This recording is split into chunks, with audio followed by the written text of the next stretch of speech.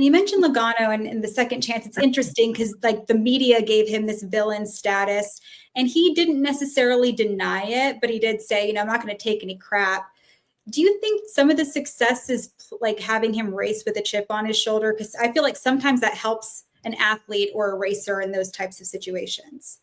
Well, I'm of the belief that you're not supposed to be friends with your competitors. I just don't think that's good. I don't think it helps the product on the track. And I've covered series where you have the cliques, where the drivers are all buddies. And it gets interesting when they have incidents on the track. But Joey is one of those guys. He is so committed to racing. He loves racing so much. He loves racing more than anything beside his family. And he does not want to be friends with anybody because he doesn't want to deal with the drama on the track. Like he is going to beat you no matter who you are.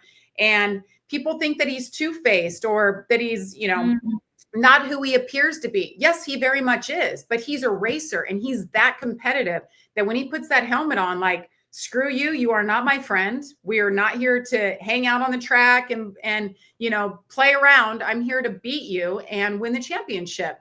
And when he gets out of the car, like Joey is the number one guy that I go to because he will give you something. He will let you interview him if he just wrecked, if he just won, if he's about to get in his race car, if he just came out of the medical center. That's somebody that I always look to. Who's that person that's going to give you good content no matter the situation? Joey is the guy. He just gets it. And from that perspective, he's real. Was he like the overall media, maybe the fans, were they embracing that and kind of looking at it in more of an authentic way, or were they still kind of viewing him as in a negative light?